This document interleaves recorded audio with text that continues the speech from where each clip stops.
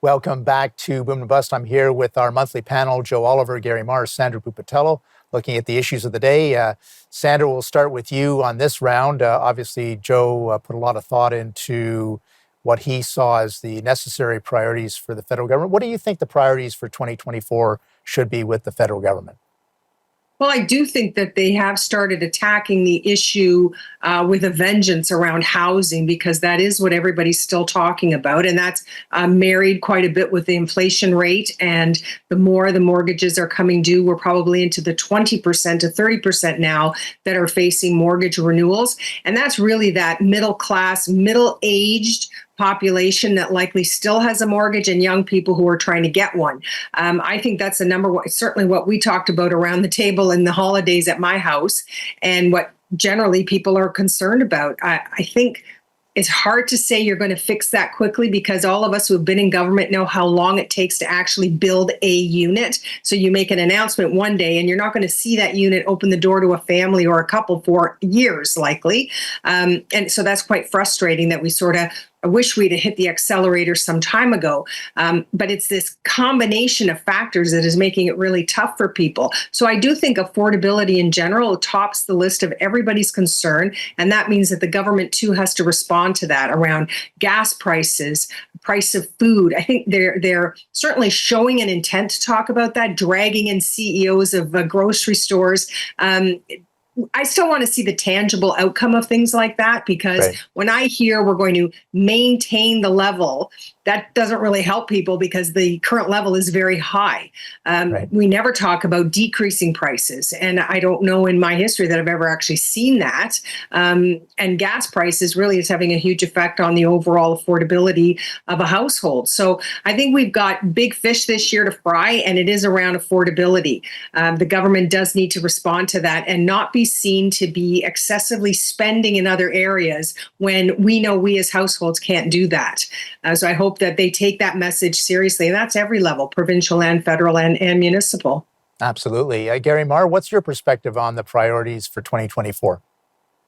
Well, I'd agree that affordability is high on the list of what Canadians think ought to be a government priority. And yet, in some ways, the Liberal government is going to be in a situation where the chickens are going to come home to roost in 2024. They've got a scheduled increase in the carbon tax. They've got clean electricity standards that they want to bring in. They're putting in new building codes to make sure that buildings are more efficient, all of which are going to increase the cost of housing. They're going to increase building a house. It's going to increase the cost of operating your motor vehicle. It's going to increase the cost of your electricity. So while I think normally we would think that in a political cycle you do all the hard things at the beginning of your mandate, but now the federal government seems to be trying to catch up and trying to get a bunch of stuff done towards the end of a mandate, things that were promised in 2015, some of which they sort of dragged their heels on, and some of which they weren't able to accomplish because the courts have said you've gone beyond your constitutional jurisdiction.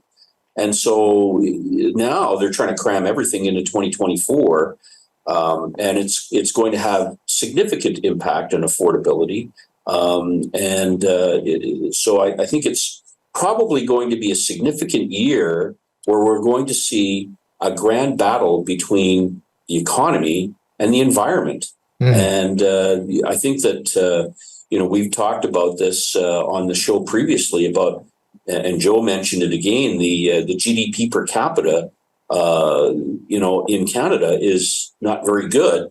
And as a consequence, Canadians are feeling things in their pocketbook, and their standard of living is not what it used to be.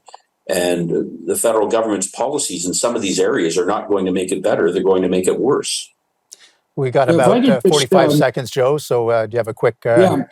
Just to amplify that point, which I'd raised earlier, we're going to see this year a decline in personal prosperity. A GDP per capita is going to go down 1% to 2%. So that makes the affordability issue even greater.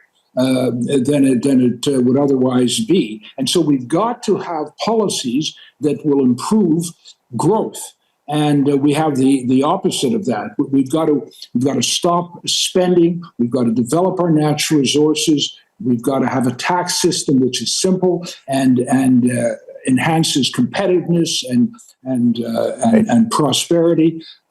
We have to get rid of intrusive regulations and red tape.